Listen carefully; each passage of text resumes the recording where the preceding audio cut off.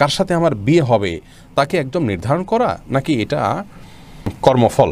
বিপদে পড়ে সুদ নেওয়া যাবে কিনা, পর্দার ক্ষেত্রে চোখ বের করে রাখা যাবে কিনা, কাউকে জীবনসঙ্গী পাওয়ার জন্য দোয়া করা যাবে কিনা, টিপ পরার শরীর বিধান কি, বেনামাজি ব্যক্তির হাতের রান্না খাওয়া কি অনুচিত, মানসিক পেরেশানি থেকে মুক্তি পেতে করণীয় কি, প্রেগন্যান্সির টাইমে জিনের আসর থেকে নিজ বাচ্চাকে কিভাবে রক্ষা করা যায়, অনেক সমস্যা ফেস করছি। মেয়েরা বোরকা না পরে বোরকার বদলে বড় জামা ও হিজাব পরে কি বাইরে যাওয়া যাবে, নামাজে অতিরিক্ত হাই আসলে করণীয় কি, আজানের সময় মেয়েদের মাথায় কাপড় দেওয়া এবং কাপড় থাকা বাধ্যতামূলক কিনা, কোনো মেয়ে কি পর্দা করে বাইক চালাতে পারবে কিনা।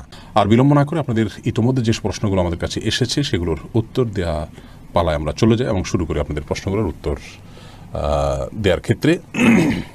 মোহাম্মদ রাকিবুল খান জানতে চেয়েছেন বিপদে পড়ে সুদ নেওয়া যাবে কিনা। ভাই রাকিবুল, বিপদে পড়ে সুদ নেওয়া যাবে। কিরকম বিপদ? ধরুন কেউ সুদেই লোন না নিলে বা সুদ না নিলে তার জীবন বিপন্ন হয়ে যাবে, এইরকম জটিল কোনো বিপদের মুখে পড়েছেন, তার কাছে আর বিকল্প কোনো পথ খোলা নেই, তাহলে তার জন্য শুধুমাত্র জায়েজ হবে। বিপদ বলতে এখন ধরুন ব্যবসা বাড়ানো যাচ্ছে না, এটাও একটা বিপদ। আপনার এই ধরনের ছোটোখাটো বিষয়কে বিপদ হিসাবে দেখালে আমরা দেখাতে পারি। জীবন বিপন্ন হওয়ার মতো বিপদ না হলে সাধারণ কোনো বিপদে হারাম খাওয়া, হারাম উপার্জন করা, হারাম ভক্ষণ করা এটা জায়েজ নয়। অতএব এই বিষয়ে আমাদেরকে দায়িত্বশীল হতে হবে। হারাম ভক্ষণের কুপ্রভাব অত্যন্ত জটিল এবং জঘন্য। মোহাম্মদ সিয়াম পাটোয়ারি জানতে চেয়েছেন কাউকে জীবনসঙ্গী পাওয়ার জন্য দোয়া করা যাবে কি না। কোনো ব্যক্তিকে জীবনসঙ্গী হিসাবে পাওয়ার জন্য নির্দিষ্ট করে দোয়া করা বিষয়ে সংক্ষেপে শুধু এটুকু বলবো যে এটা করা উচিত নয়, বরং এভাবে বলা উচিত, আল্লাহ অমুকের সাথে সম্পর্ক হলে সেটা যদি আমার জন্য কল্যাণের হয় সার্বিকভাবে, তাহলে আপনি আমার জন্য সেটাকে সহজ করে দিন, আর যদি আমার জন্য অকল্যাণ হয় তাহলে আমার থেকে দূরে সরিয়ে দিন। এক কথায় কল্যাণকর হলে যেন আল্লাহ আপনাকে পাইয়ে দেন সেই দোয়াটা আপনি করবেন, বাকি সর্বাবস্থায় তার জন্য আপনি দোয়া করবেন এরকমটি উচিত নয় যে আল্লাহ সে ভালো হোক আর মন্দ হোক আমি তাকে জীবন সঙ্গিনী হিসাবে চাই, এরকম অন্ধের মতো দোয়া করা উচিত নয়। কারণ আপনি যেটাকে ভালো মনে করছেন সেটা ভালো নাও হতে পারে, সেই জায়গা থেকে সাবধান থাকা উচিত। রাউফি ইসলাম জানতে চেয়েছেন পর্দার ক্ষেত্রে চোখ বের করে রাখা যাবে কিনা, তাতে পর্দার খেলাপ হবে কিনা। চোখ বের করে রাখতে পারবেন, চোখ বের করতে রাখতে পারবেন, কোনো অসুবিধা নেই, কারণ এটা আপনার চলার জন্য জরুরি। কিন্তু চোখেরও সৌন্দর্য যাতে অন্য কেউ দেখতে না পারে সেজন্য সানগ্লাস বা অন্য কিছু ব্যবহার করা উচিত। অন্তত এটা হলো নিজের আত্মসম্মানের ব্যাপার, যে আমার শরীরের কোনো অংশ দেখে কেউ বাজে চিন্তা করবে আমাকে নিয়ে, কেউ মনে মনে জেনা করবে, সে সুযোগ না দেওয়া হলো একজন আত্মসম্মান বোধ সম্পন্ন একজন ইমানদার মানুষের কাজ। সেই জায়গা থেকে এই চেষ্টাটা থাকা ভালো। টিপ পরার শরীর বিধান কি? সালিম ইবনু সাখওয়াত আপনি জানতে চেয়েছেন। ভাই সালিম ইবনু সাখওয়াত, টিপ পরা একজন ইমানদার নারীর জন্য নানা কারণে শোভনীয় নয়। প্রথমত হিন্দুরা বিশেষ করে লাল টিপটা পরা উচিত নয়, আরও বেশি যে হিন্দুরা সিঁদুর পরে থাকেন এটা তাদের ধর্মীয় আদর্শের জায়গা থেকে হয়, সেইটার সাথে সাদৃশ্যপূর্ণ হয়ে যায়। সেই জায়গা থেকে ইমানদারকে অমুসলিমের সাথে সাদৃশ্যপূর্ণ সংস্কৃতিও গ্রহণ করতে ইসলাম নিষেধ করেছে। মান্তাসাব্বাহা বিকওমিন ফাহুয়া মিনহুম, আবু দাউদের হাদিসে আসছে নবী সাল্লাল্লাহু আলাইহি ওয়াসাল্লাম বলেছেন যে ব্যক্তি কোনো জাতির সাথে সাদৃশ্য গ্রহণ করবে সে তাদের অন্তর্ভুক্ত হবে।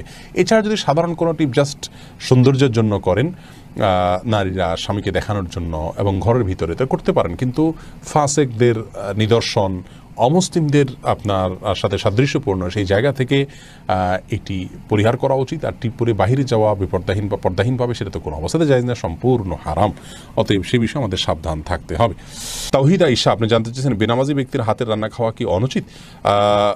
বেনামাজি ব্যক্তির হাতে রান্না খাওয়া যাবে, কোনো অসুবিধা নেই। আপনি কি খাচ্ছেন এটা হলো মূল বিষয়। নামাজি ব্যক্তি হারাম জিনিস খেলে সেটা হবে হারাম, আর যদি বেনামাজি আপনাকে হালাল জিনিস খেতে পারেন, অসুবিধা নেই। পরে এমডি শাহিনুর আলম আপনি জানতেছেন মানসিক পেরেশানি থেকে মুক্তি পেতে করণীয় কি। মানসিক পেরেশানি থেকে মুক্তি পাওয়ার জন্য প্রথমত আল্লাহ রাব্বুল আলামিনের সাথে কথা বলবেন, সিজদায় গিয়ে বিশেষ করে ভোর রাতে আল্লাহর সাথে চোখের পানি ফেলে কথা বলবেন, ইনশাআল্লাহ দেখবেন অনেকটা হালকা অনুভব হবেন। আর কারণ নবী সাল্লাল্লাহু আলাইহি ওয়াসাল্লাম ইজা হাযাবাহু আমরুন ফাযা ইলা সালাহ, নবী সাল্লাল্লাহু আলাইহি ওয়াসাল্লাম যখন কোনো বিষয়ে পেরেশান হতেন নামাজের দিকে চলে যেতেন। অতএব খুব ধীরস্থিরতার সাথে উত্তম রূপে ওযু করে ধীরে ধীরে রুকু সিজদা লম্বা লম্বা করে আল্লাহর সাথে কথোপকথনে লেগে যান, ইনশাআল্লাহ দেখবেন হালকা ফিল করছেন। সেই সাথে মনে রাখবেন যে আপনার পৃথিবীতে কোনো পেরেশানি আপনাকে হায়াত কমিয়ে দিতে পারে না এবং আপনার জন্য আল্লাহর বরাদ্দকে কমানোর কোনো সুযোগ নেই। অতএব কোনো পেরেশানি, কোনো চাপ, কোনো বিপদে ভেঙে পড়া এটা ইমানদারের জন্য শোভনীয় নয়, সেই জায়গাটিতে আমাদেরকে খেয়াল রাখতে হবে। কানিজ সঞ্জিদা জানতে চেয়েছেন, প্রেগন্যান্সির টাইমে জিনের আসর থেকে নিজ বাচ্চাকে কিভাবে রক্ষা করা যায়, অনেক সমস্যা ফেস করছি। বোন সঞ্জিদা, প্রথম কথা হলো এই সময়গুলো খুব স্পর্শকাতর, জিনের উপদ্রব অনেক সময় বেশি হয়ে থাকে। আপনাকে আমরা পরামর্শ দিব, আপনার বাসা থেকে হারামের কোনো লেশ থাকলে সেগুলোকে আপনি বের করে ফেলুন। ধরুন টেলিভিশনে আপনি হারাম কোনো জিনিস দেখেন বা আপনার পরিবারে কেউ দেখেন, টোটালি বন্ধ করে ফেলুন। বাসায় ছবিযুক্ত কোনো কাগজ ঠোঙ্গা বা কোনো ছবি ঝুলানো টুলানো যে কোনোভাবে প্রদর্শিত থাকলে সেগুলোকে ড্রয়ার টয়ার ইত্যাদিতে ভরে ফেলুন বা বাইরে ফেলে দিন। তৃতীয়ত, আপনার ঘরে ঢোকার সময় প্রত্যেকটা সদস্য যতজন বাসায় আসবে বাধ্য করুন সালাম দিয়ে বিসমিল্লাহ পড়ে বাসায় ঢুকতে এবং বের হওয়ার সময় বিসমিল্লাহ পড়ে বের হতে। প্রত্যেকটা জিনিস খাওয়ার সময় বিসমিল্লাহ পড়ে খাবেন, শোয়ার সময় অজু করে এবং ঘুমের দোয়া পড়ে শোবেন, সকাল সন্ধ্যা দোয়া পড়বেন। এর পাশাপাশি আপনি সূরা বাকারা এটা উচ্চ ভলিউমে বা যতটুকু আপনার শুনতে সুবিধা হয় ততটুকু ভলিউমে মোবাইলে বা কোনো কিছু বাজিয়ে আপনি রেখে দিবেন, বা উচ্চস্বরে নিজে তেলাওয়াত করতে পারলে আরও ভালো। আর রুকিয়া অ্যাপ আছে, অনেক রুকিয়ার অ্যাপ আছে যেগুলোতে শুধু কোরআন হাদিসের দোয়া এবং আয়াত আছে শুধুমাত্র, সেগুলোকে চালিয়ে রাখতে পারেন বাসা বাড়িতে, ইনশাআল্লাহ বিদিনিল্লাহ উপদ্রব অনেকখানি কমে যাবে। নূরজাহান নূর, আপনি জানতে চেয়েছেন, মেয়েরা বোরকা না পরে বোরকার বদলে বড় জামা ও হিজাব পরে কি বাইরে যাওয়া যাবে? যেতে পারে, কোনো অসুবিধা নেই। বোরকাই পড়তে হবে এমন কোনো কথা নেই, তার শরীরের সৌন্দর্যকে ঢাকতে হবে, অলংকার ইত্যাদিকে ঢাকতে হবে একটা কাপড় দিয়ে, তবে সে কাপড়টাও যাতে আবার দৃষ্টি আকর্ষণকারী না হয় সেদিকটা খেয়াল করতে হবে। যে কোনো একটা কাপড় দিয়ে নিজের সৌন্দর্য ঢাকলেই চলবে, বোরকাই হতে এমন কোনো কথা নাই। জামা যদি হয় তাহলে সেই জামাটা যেন খুব বেশি চাকচিক্যপূর্ণ না হয় সেদিকটা খেয়াল রাখতে হবে এবং যথাসম্ভব পুরো শরীর যাতে ঢাকে সেরকম পোশাক পরতে হবে। মেহরিন সুমি, আপনি জানতে চেয়েছেন, নামাজে অতিরিক্ত হাই আসলে করণীয় কি? হাই আসলে হাত দিয়ে সেটাকে বাধা দিবেন, বাস এটুকু, এর বাইরে আর বিশেষ কোনো করণীয় নেই, সেটা নামাজের বাইরে সর্বাবস্থায়। ধ্রুব তারা এই আইডি থেকে আপনি জানতে চেয়েছেন, আজানের সময় মেয়েদের মাথায় কাপড় দেওয়া এবং কাপড় থাকা বাধ্যতামূলক কিনা, এ বিষয়ে আমাদের একটা ভিডিও আছে, আপনি দেখে নিতে পারবেন। আজানের সময় মেয়েদের কাপড় দেওয়া মাথায় এটা আবশ্যক কিনা, উত্তর হলো না। আজানের সাথে মাথায় কাপড় দেওয়ার কোনো সম্পর্ক নেই। বাসা বাড়িতে যে সমস্ত মা বোনরা আছেন কিংবা পথে ঘাটে আছেন, মসজিদের সামনে দিয়ে যাচ্ছেন, আজান আওয়াজ শুনছে, ওইটা মাথায় কাপড় টেনে দিতে হবে এমন কোনো বাধ্যবাধকতা নেই। তবে যদি তিনি বাইরে অন্য পুরুষের থাকেন তাহলে সর্বাবস্থায় তাকে মাথায় কাপড় টেনে নেওয়া উচিত, আজান দেওয়া অবস্থায়ও আজান না দিলেও। আর যদি বাসা বাড়িতে থাকেন তাহলে শুধু আজান দেওয়ার কারণে তার মাথায় কাপড় টেনে দেওয়ার বিশেষ কোনো গুরুত্ব ইসলাম শরিয়ার দৃষ্টিকোণ থেকে নাই। আমাদের অনেক মা বোনরা এটাকে অনেক বেশি গুরুত্বপূর্ণ মনে করেন। সুমাইয়া, আপনি জানতে চেয়েছেন, কোনো মেয়ে কি পর্দা করে বাইক চালাতে পারবে কিনা? কারণ নবী করিম সাল্লাল্লাহু আলাইহি সাল্লাম তো মেয়েদের ঘোড়া চালানো আর তলোয়ার চালানো শিক্ষা নিতে বলেন নিজেদের হেফাজতের জন্য।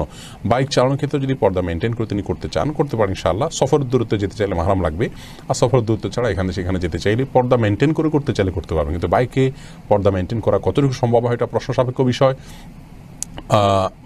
আজকে যত ঘনবসতিতে আমরা থাকি সে যুগে এটা ছিল না। আর দ্বিতীয়ত হলো যে বাতাসের কারণে শরীরের বিভিন্ন অঙ্গ প্রত্যঙ্গ ফুটে উঠবে, যেটা নারীত্বের জন্য অপমান। সেই জায়গা থেকে একান্ত নিরুপায় হলে এটি না করা উচিত, কিন্তু যেহেতু কেউ করেন পর্দার সাথে তাহলে আমরা হারাম বলতে পারবো না। ইসমাইল হাসান, আপনি জানতেছেন তাবিজ ব্যবহার করা যাবে কিনা? ভাই ইসমাইল, নবী করিম সাল্লাল্লাহু আলাইহি ওয়াসাল্লাম কখনো তাবিজ ব্যবহার করেন নাই, কাউকে তাবিজ দেননি। কোনো সাহাবা ইকরাম বা খোলাফায়ে রাশেদা তারা তাবিজ ব্যবহার করেছেন বলে কোনো বর্ণনা পাওয়া যায় না। সেই জায়গা থেকে তাবিজ ব্যবহার করা উচিত নয়। নবী করিম সাল্লাল্লাহু আলাইহি ওয়াসাল্লাম বলেছেন, মানে আল্লাহ তামিমাতান ফাকাদ আশরাকা, যে ব্যক্তি তামিমা ঝোলালো সে শিরক করলো। এখানে তামিমার অর্থ আমাদের দেশে প্রচলিত যে তাবিজ রয়েছে সেটাকে অনেক উলামা ইকরাম বলেছেন, অতএব এগুলো করা উচিত নয়। তবে কোরআন এবং হাদিসের আয়াত দিয়ে যদি কোনো কিছু লিখে সেটা ঝুলানো হয় শরীরে, সেটাকে অনেক ইমামগণ জায়েজ বলেছেন। কিন্তু সুন্নাহ হলো এরকম কিছু না ঝুলিয়ে বরং পড়ে ফু দেওয়া, এটা হলো সুন্নাহ। নবী করিম সাল্লাল্লাহু আলাইহি সাল্লাম এই ঝোলাঝুলির কাজটি তিনি করতেন বলে প্রমাণিত নয়। রাশেদুল ইসলাম জানতে চেয়েছেন, সন্তান জন্ম নিলে কি তার কানে আজান দিতে হবে? কোনো কারণে না দিলে কি করতে হবে? প্রথমত, সন্তান জন্মের পর তার কানে আজান দেওয়ার বিষয়টি অনেকগুলো হাদিসে বর্ণিত হয়েছে। হাদিসগুলো সনদগুলো সবগুলাই মোটামুটি দয়ী পর্যায়ের।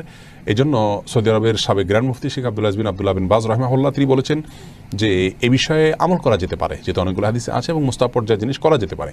কিন্তু কোনো কারণে যদি কেউ না করে থাকেন, ছুটে যায়, কোনো অসুবিধা নেই, এটার জন্য কোনো প্রায়শ্চিত্ত করতে হবে না। খায়রুল এমডি জান্নাতুল ফেরদাউস জানতে চেয়েছেন, কোনো মেয়েকে বিবাহ করার মাধ্যমে যদি চাকরি পায় তা জায়েজ আছে কি না? কোনো মেয়েকে বিবাহ করার মাধ্যমে যদি কেউ চাকরি করতে পারেন, কোনো অসুবিধা না যে অমুক মেয়েকে বিয়ে করলে আপনাকে কেউ চাকরি দিবে, করতে পারেন। কিন্তু ওই মেয়েকে বিয়ে করলে মেয়ের বাবা চাকরি দিবে বা মেয়ের বাবাকে কন্ডিশন দিয়ে দেওয়া যে আপনার মেয়েকে বিয়ে করলে আপনি চাকরি দিবেন, বিদেশ পাঠিয়ে দিবেন, এটা জায়েজ নেই। এটা তো যৌতুক নেওয়া হয়ে গেল। কিন্তু আপনি তার মেয়েকে বিয়ে করলে আপনাকে থার্ড পার্সন কেউ সুযোগ দিল, করতে পারেন। অথবা আপনার যৌতুক না হয় এরকম কোনো যদি অপশন আপনার কাছে থাকে সেটা হতে পারে। ধরুন আপনি নির্দিষ্ট কোনো মেয়েকে বিয়ে করার শর্ত কেউ দিল, আপনি করলেন, এতিম মেয়ে বিয়ে করলে আপনাকে এটা সুযোগ দিবে, আপনি করতে পারেন, এটা জায়েজ আছে। কিন্তু মেয়ের বাবা বা মেয়ের পক্ষের কাছ থেকে সুবিধা নেওয়া ওই মেয়েকে বিয়ে করে, এটা হারাম, জায়েজ নেই। এমডি আনোয়ার খান, আপনি জানতে চেয়েছেন কার সাথে আমার বিয়ে হবে তাকে একদম নির্ধারণ করা নাকি এটা কর্মফল? ভাই আনোয়ার, এটা নির্ধারণ করা আল্লাহ রাব্বুল আলামিন নির্ধারণ করে দিয়েছেন কার সাথে কার বিয়ে হবে। নবী করিম সাল্লাল্লাহু আলাইহি ওয়াসাল্লামের একটি হাদিস থেকে সুস্পষ্টভাবে বিষয়ে আমরা নির্দেশনা পাই।